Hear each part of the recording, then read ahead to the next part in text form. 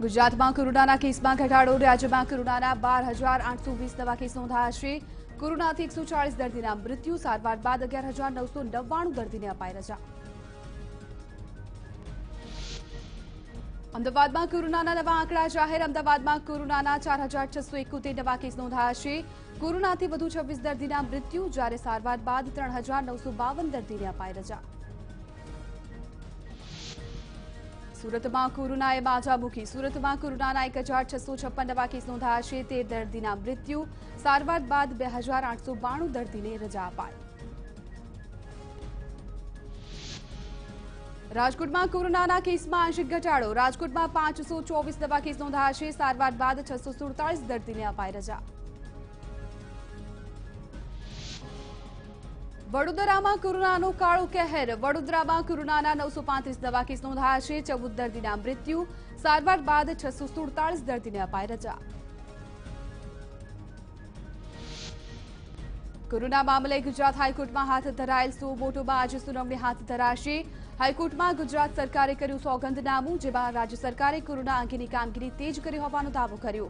સાથે જ કોરોના માટે કરેલી કામગીરીનો પણ ઉલ્લેખ કર્યો।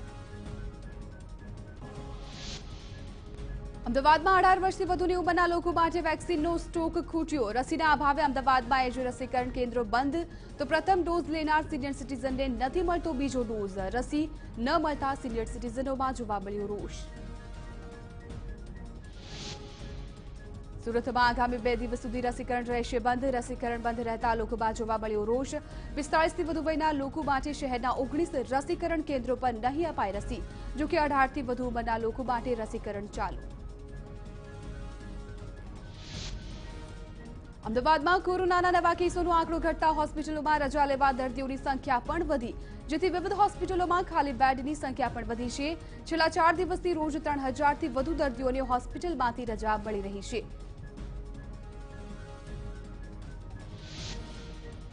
અમદાવાદમાં 108 એમ્બ્યુલન્સને મળતા ઇમરજન્સી કોલ્સમાં ઘટાડો નોંધાયો છે। 108ને મળતા કોલ્સ 64,000થી ઘટીને 15,000 થયા। ખાનગી વાહનમાં આવેલા દર્દીઓને દાખલ કરવાના નિયમની અસર દેખાય છે। 130 એમ્બ્યુલન્સમાંથી 25ને નોન કોવિડ માટે અલગ કરાઈ।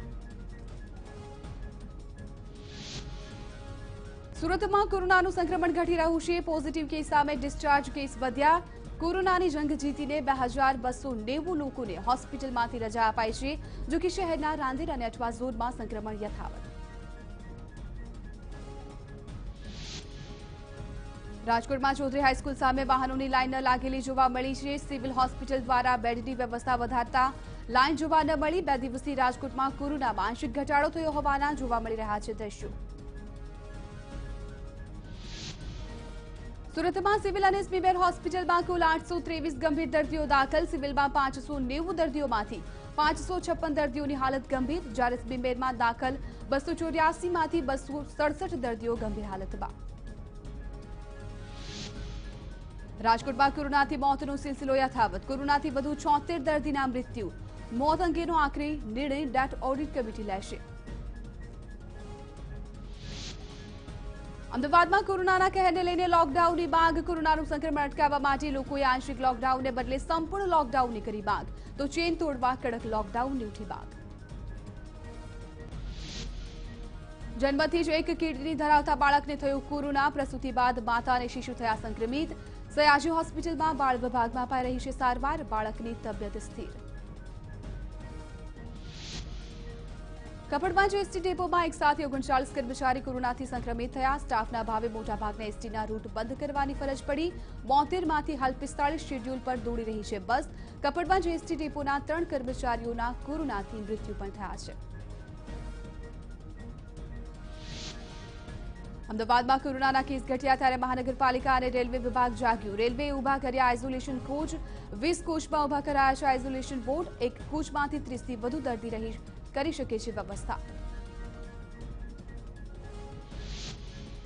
ગીર સોમનાથમાં કોડીનારમાં 16 બેડની કોવિડ હોસ્પિટલ ખુલ્લી મુકાઈ। 16 બેડની કોવિડ હોસ્પિટલ માટે પૂર્વ સાંસદ દિનુભાઈ સોલંકીએ 30 લાખનું દાન આપ્યું, તો કોવિડ સેન્ટરમાં ઓક્સિજન અને વેન્ટિલેટરની પણ વ્યવસ્થા કરવામાં આવી। સેન્ટરના ઉદ્ઘાટનમાં સાંસદ રાજેશ ચુડાસમા અને સ્થાનિક ભાજપના નેતાઓ રહ્યા હાજર।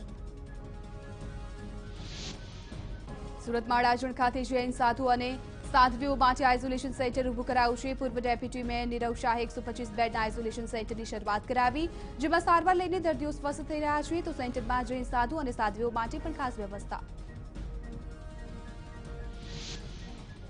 નવસારીમાં લેઉવા પટેલ સમાજના વિદેશમાં વસતા એનઆરજી પરિવારો ગુજરાતીઓની મદદે આવ્યા। ₹70 લાખના ખર્ચે 2 હોસ્પિટલમાં ઓક્સિજન અને કોન્સન્ટ્રેટર દાન કરાયું છે, સાથે જ જરૂરિયાત મુજબ અન્ય વ્યવસ્થાની પણ તૈયારી દર્શાવી।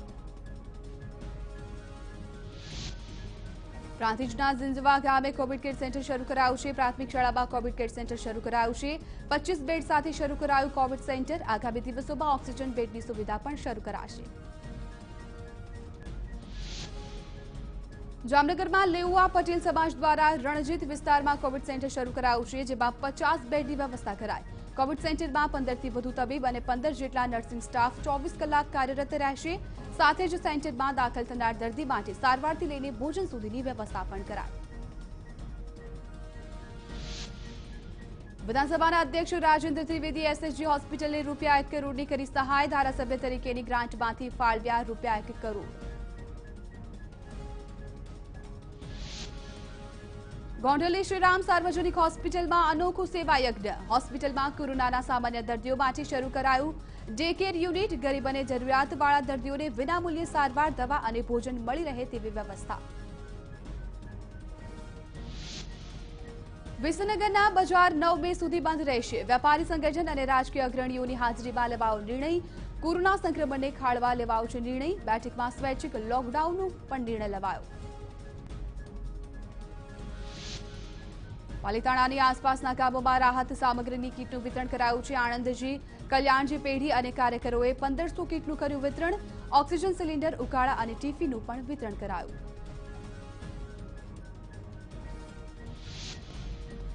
કોરોના સામેની લડતમાં વડોદરાને મળી વધુ તાકાત। વડોદરા માટે નવી 10 108 એમ્બ્યુલન્સ ફાળવવામાં આવી છે। આધુનિક તબીબી સુવિધાઓથી સજ્જ છે એમ્બ્યુલન્સ।